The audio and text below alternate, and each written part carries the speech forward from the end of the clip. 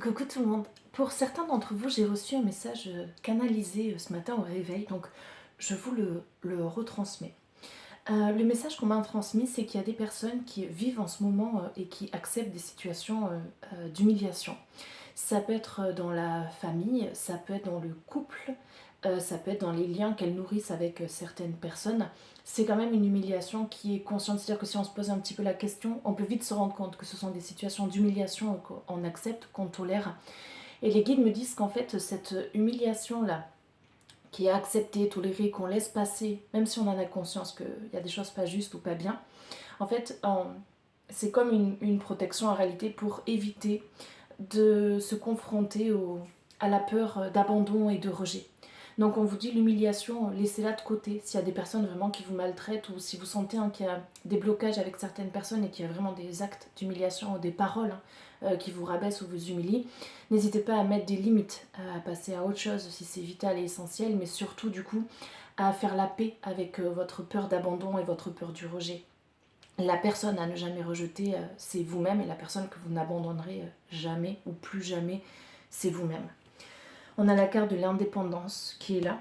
Les blessures de l'âme, la purification, tu es en plein dedans. L'enfermement, tu vas en sortir, et on a la sexualité qui va renaître, mais ça peut être aussi t'entourer de nouveau de personnes qui te respectent. Alors oui, ça demande un temps de nettoyage parfois, mais inévitablement, on t'appelle vraiment là à regarder les choses d'une façon complètement différente.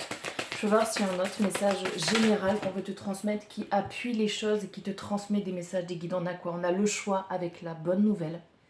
Tes guides te félicitent déjà pour les choix que tu vas faire. La renaissance, c'est ce qui va venir à toi, donc fais-toi confiance. Blessure d'abandon, blessure de rejet, tu peux travailler dessus en pleine conscience, faire la paix, l'amour avec toi-même.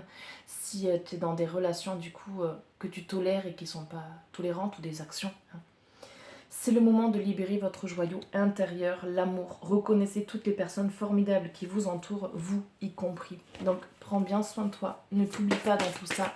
Et la première personne qui a besoin de recevoir de l'amour en ce moment, surtout si tu vis des blessures d'humiliation au jour le jour, au quotidien, et que tu tolères et que tu acceptes et que tu brises ton cœur petit à petit, on t'appelle vraiment la transformation. Rends-toi disponible pour le changement, parce que je sens que la vie ne te loupera pas, mais d'une façon positive. C'est comme si là, elle t'attirait. La non-résistance et la gratitude. Acceptez votre responsabilité des choses. La solution émerge. Blessure d'abandon et de rejet. Peur d'abandon et de rejet. Et la gratitude est le chemin qu'emprunte la prospérité et le succès pour venir à votre rencontre avec la fin du passé. Je vous fais des gros bisous. Prends bien soin de toi et à tout vite sur Chat Perché.